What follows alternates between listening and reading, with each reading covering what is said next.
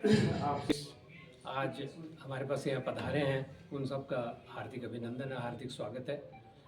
जैसा कि आप सभी जानते हैं कि आज हम किस विषय को लेकर के यहाँ एकत्रित हुए हैं। आप सभी जानते हैं कि Himachal Pradesh tenancy and land reforms act इस खबर के प्रायोजक है भूषण ज्वेलर्स, लोअर बाजार, सोलन, हिमाचल प्रदेश। आप आज हमारे पास यहाँ पधारे हैं, उन सब का हार्दिक अभिनंदन है, हार्दिक स्वागत है। जैसा कि आप सभी जानते हैं कि आज हम किस विषय को लेकर के यहाँ एकत्रित हुए हैं। आप सभी जानते हैं कि Himachal Pradesh tenancy and land reforms act 1972 की धारा 118 जो हिमाचल प्रदेश में लागू है, जिसके अंतर्गत किसी भी प्रकार की भूमि की खरीद फरोख्त पर बाहरी लोगों के लिए प्रतिबंध है। आज इसी विषय पर चर्चा के लिए हम यहाँ एकत्रित हुए हैं कि हम गैर कृषक मैत्री सभा के बैनर तले जितने भी सदस्य हैं वो ऐसे नागरिक हैं जो पीढ़ी दर पीढ़ी हिमाचल प्रदेश में रह रहे हैं। आज़ादी से भी पहले के नागरिक हम हैं। हमारे पूर्वज एक लंबे समय से और पीढ़ी दर पीढ़ी आज हम यहाँ उपस्थित, उसी वंश के अंश हम यहाँ उपस्थित हैं जिनका हिमाचल को बनाने में, हिमाचल के स्वर्णिम युग के लिए हम सब को श्रेय मिलता है। क्योंकि थोड़ा सा हमारी पीड़ा है, वो पीड़ा यह है कि सन 1947 में देश आज़ाद हुआ। आज़ाद सन 1950 में तो जो वर्तमान हिमाचल प्रदेश है इसका बहुत बड़ा भूभाग हिमाचल प्रदेश जो गैर कृषि मैत्री सभा है, ये उन लोगों का संगठन है जो Himachal Pradesh tenancy and land reforms act 1972 प्रदेश में लागू होने से पहले के रहने वाले लोग हैं। और हमारे जो ये बात है, यहाँ पे जो मुद्दा हमारा है वो ये है कि हमारा जो असमानता का अधिकार है वो ख़त्म किया जाए, हमें एक समान माना जाए। किस तरीके से मानते हैं कि आप लोगों को साथ?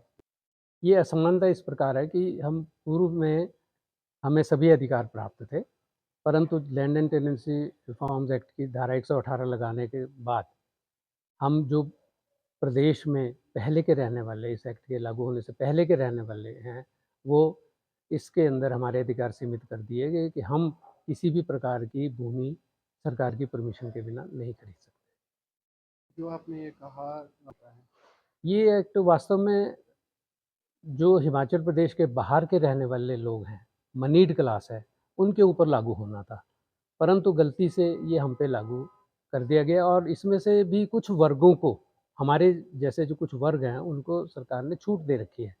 तो अभी सरकार के पास हमने अपनी बात रखी हुई है और हमें उम्मीद है कि सरकार ने हमारी बात को समझ लिया है और शीघ्र ही हमें इसमें राहत देगी।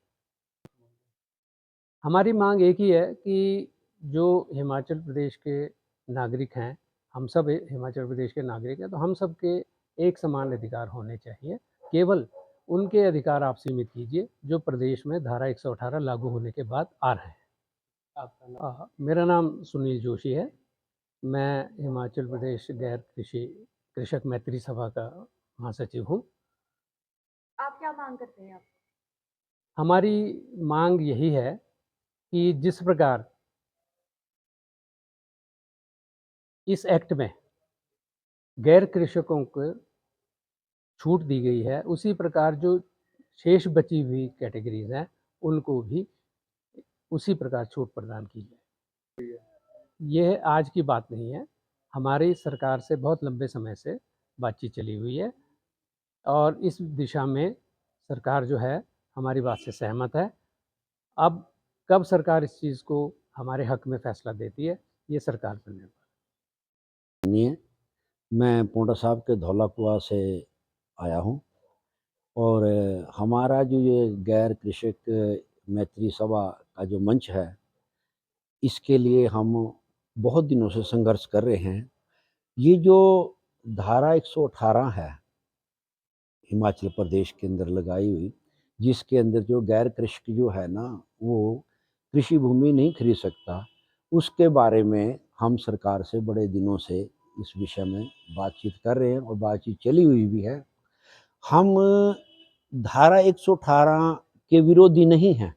हम चाहते हैं कि सरकार ने जो धारा 118 लगाई ये अच्छी है, लेकिन हम इसके अंदर एक चीज़ चाह रहे हैं कि वर्ष 1972 के अंदर जब ये धारा लगाई गई, तब से लेके आज तक मेरे विचार से शायद 72 से भी ज़्यादा बार इसमें अमेंडमेंट कर दिया गया है।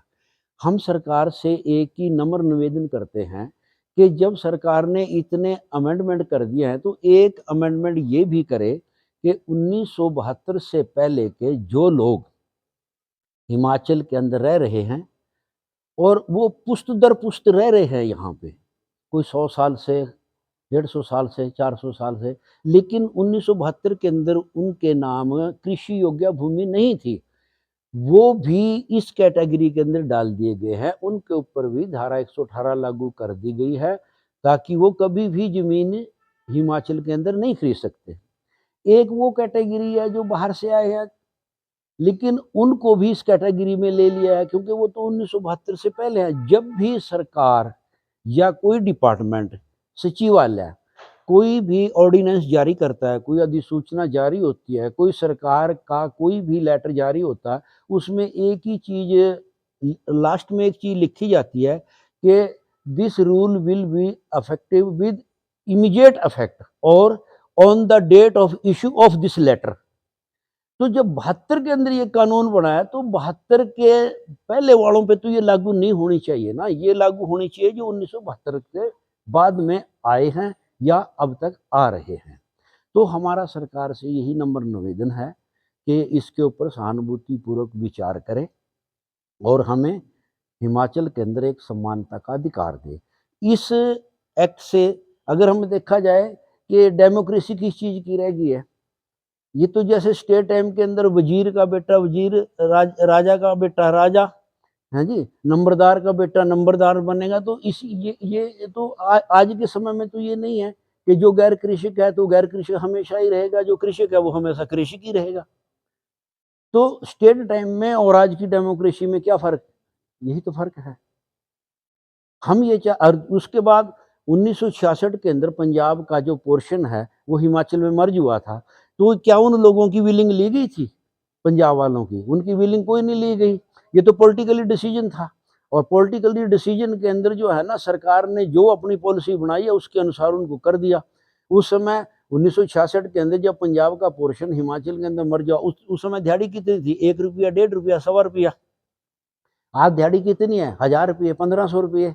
उस समय उनकी आर्थिक स्थिति नहीं थी कि वो ज़मीन खरीद सके। आज उनकी आर्थिक स्थिति ठीक है कि वो ज़मीन खरीदना चाहते हैं, और मिलना चाहिए, ये अधिकार उनको मिलना चाहिए। इस तरह की हमारे बहुत बातें हैं, बहुत चीज़ें हैं जी, जिसको हम मतलब के सरकार से बैठ के बातचीत करना चाहते हैं और सरकार को अपनी समस्याओं से अवगत कराना चाहते हैं। आपका नाम? मेरा नाम शमशेर सिंह सैनी है। मैं पांवटा साहिब तहसील से हूँ और धौला कुआं में मेरा निवास है, और मैं कृषि विभाग से सेवानिवृत्त हूँ, सहायक कृषि विकास अधिकारी। हैं। हमारी मांग एक ही है कि जो हिमाचल में 1972 से पहले के रहने वाले लोग हैं, उनको गैर कृषक ना माना जाए, उनको कृषक में ही माना जाए। कृषक में ना मानने से जो हमारे ना मानने वाले लोग हैं गैर कृषक, हमारी जो पीढ़ी है वो भी अब व्यापार हिमाचल में नहीं करना चाहती इतनी प्रतिबंध में। वो सारा व्यापार हरियाणा में जाके कर रही है। हरियाणा और हिमाचल में दूरी कितनी है, वो जीएसटी का लॉस भी हमारे प्रदेश को हो रहा है, और वैसे ही भी हमारे प्रदेश की आर्थिक स्थिति डे बाय डे कमज़ोर हो रही है। हमारी सभी की मांग यही है कि जो 1972 से पहले हिमाचल में रह रहे हैं, उन लोगों को गैर कृषक ना माना जाए, उनको कृषक का दर्जा दिया जाए। धन्यवाद। पॉलिसी तो गवर्नमेंट की है, पहले भी गवर्नमेंट ने ही पॉलिसी बनाई है, अभी भी गवर्नमेंट ने पॉलिसी बनाई है। हम भी हिमाचल के लोग हैं, हम बाहर के तो हैं नहीं, ऐसे लोग क्यों विरोध करेंगे। व्यापार बढ़ेगा, काम बढ़ेगा, आर्थिक स्थिति देश की प्रदेश की मजबूत होगी।